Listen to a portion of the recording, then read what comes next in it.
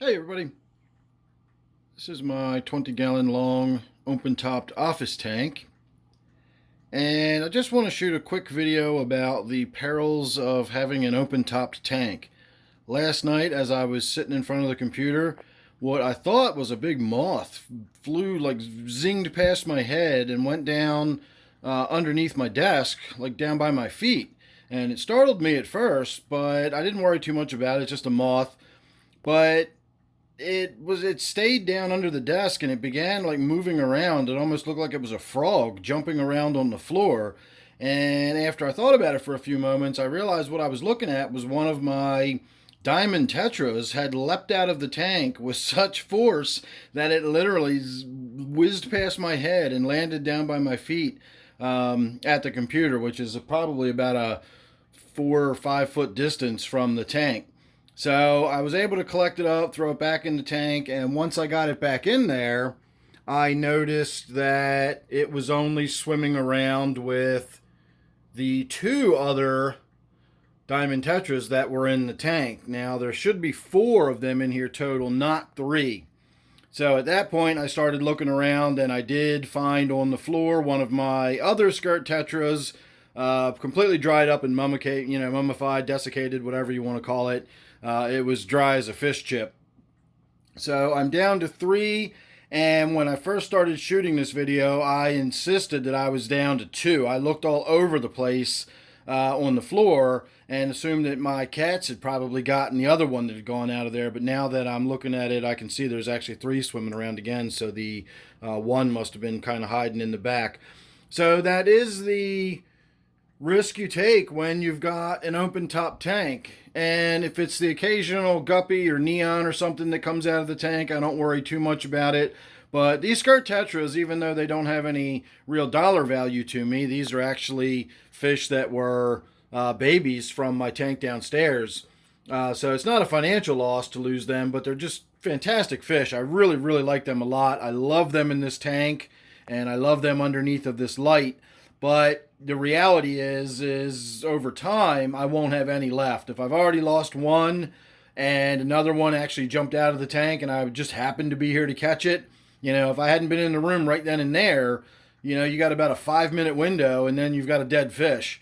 So I'm probably going to go ahead at some point today and collect these up and take them downstairs and put them back in the tank that I got them out of, which will just bolster the school that I've already got in there. I've got 8 or 9 of them in that tank already, and so having these in there will just make it, bigger and more, likely that I'm going to get another breed out of them. I might get more babies if I add these back in there. So just wanted to do a quick update and let you know I am now down one diamond tetra, and that is the price you pay for the open top tank. I really do like the open top tank, and in most cases I'm willing, you can feel how you want to feel about that, but I'm willing most of the time to take the chance on losing the odd fish here or there. If it's a fish that's known jumpers, I generally try not to put them in open top tanks, but I do have a gourami in my open top waterfall tank downstairs, and gouramis are certainly known to be jumpers, and any kind of fish that tends to hang around and spend a lot of time at the surface, such as guppies, killifish are another one that are usually considered to be jumpers. Any kind of fish that spend a lot of time near the surface, and it's not necessarily because they like to jump out of the water, but it's just because of where they're located. It's a good defense mechanism. If something's coming at them and startles them, in all likelihood it's going to be coming from below them since they're right at the edge of the surface, and the only place they have to go is up and away, and so they just basically throw themselves out of the water to go a short distance and land again, and that's sort of an escape mechanism. So anytime you've got fish that are hovering near the surface, they are susceptible to being startled by another fish in the tank. If you turn the lights on, sometimes suddenly I've seen fish get startled and dash or jump when the lights come on. So any open top tank that has fish in it that like to spend a lot of time near the surface, you're risking the possibility of losing them. Now, these diamond tetras, I don't know that they're necessarily known to be jumpers. That may be the case. I've never done any real research on them. I just kind of assumed they were very similar to a standard skirt tetra. And most of the other tetras that are similarly shaped, the lemon tetras, and there's a lot of them that are sort of flat, compressed bodies like that. And I don't know that necessarily a lot of them are considered to be jumpers, with the exception, of course, of the hatchet fish. Hatchet fish are tetras, and they are certainly known to be jumpers. So I do have my hatchet fish tank very well covered, and that is the tank that these came from. So it is the tank that they will be making their way back to, I think. So maybe in the next week or two, I will try to make a trip down to the pet store, and we'll see if we can't get something in this tank, to supplement whatever used to be in there. I know we had the ram in there for a while, and that's gone. I've tried dwarf gourami in this tank. I've never had much luck with dwarf gouramis. I just think the genetics on those things are garbage, and you're never going to get a dwarf gourami that seems to live very long for some reason. At least I never have. So anyway, I don't know. We'll think about it. We got time. Again, not really financially in any position to go running out and buying new fish right now. But this tank's going to be really, really sparse without that fish in there. You know what?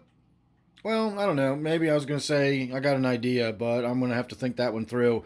If I do, I would have to remove all the other fish from this tank. But I was considering the possibility of maybe putting my purple spotted gudgeon in this tank.